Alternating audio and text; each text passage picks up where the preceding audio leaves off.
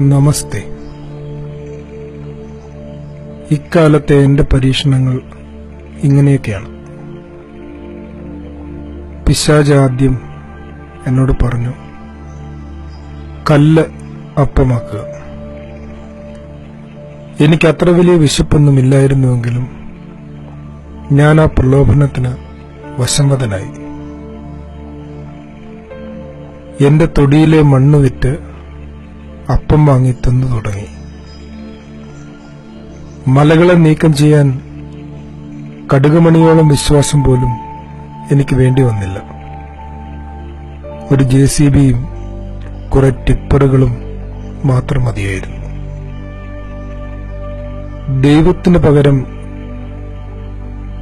അപ്പം എന്ന ആദമെടുത്ത തീരുമാനം ഞാനും പിന്തുടർന്നു. ഒന്നാമത്തെ ആദാമിന്റെ ഈ ശരികെട്ട തീരുമാനത്തെ രണ്ടാം ആദാം തിരുത്തിയെങ്കിലും അപ്പം കൊണ്ട് മാത്രമല്ല എന്നാണ് തിരുത്തും തിരുവെഴുത്തും. ജീവിതത്തിന്റെ ഭൗതികമാനം മാത്രമല്ല, ആധ്യാത്മികമായ ഒരു തലവുമുണ്ടെന്ന് സൗകര്യപൂർവ്വം മറന്നു. മലകൾ നീങ്ങിയപ്പോൾ മഴയില്ലാതെയായി.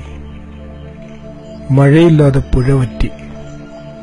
ഞങ്ങൾ മണലൂറ്റി മരുഭൂമികൾ ഉണ്ടാക്കിയെടുത്തു.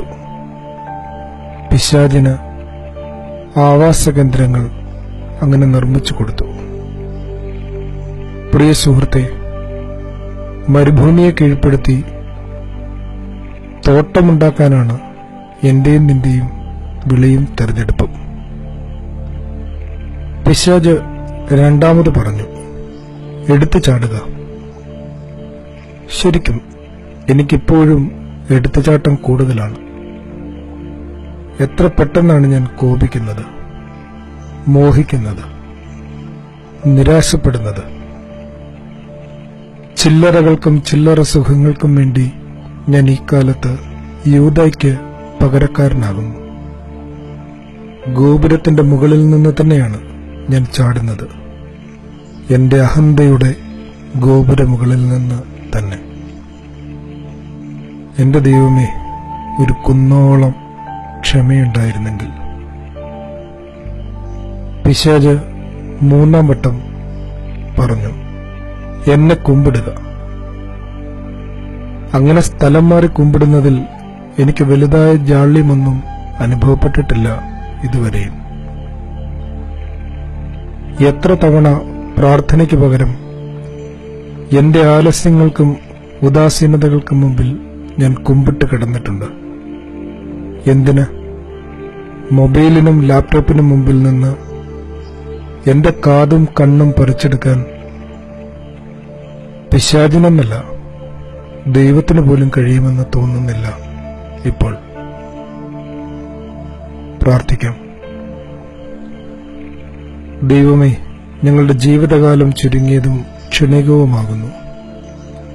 ഞങ്ങളുടെ ഹൃദയങ്ങളിൽ തള്ളിക്കയറുന്ന ഓളങ്ങൾ കഠിനമാകുന്നു. നല്ല വിചാരങ്ങൾ ഞങ്ങളിൽ നിന്ന് നീങ്ങിപ്പോവുകയും ദുശ്ചിന്തകൾ ഞങ്ങളിൽ വാഴുകയും ചെയ്യുന്നു. ഞങ്ങളോട് കരുണയുണ്ടാകണമേ. ആമേൻ. ആദരവോടെ സക്കേർ.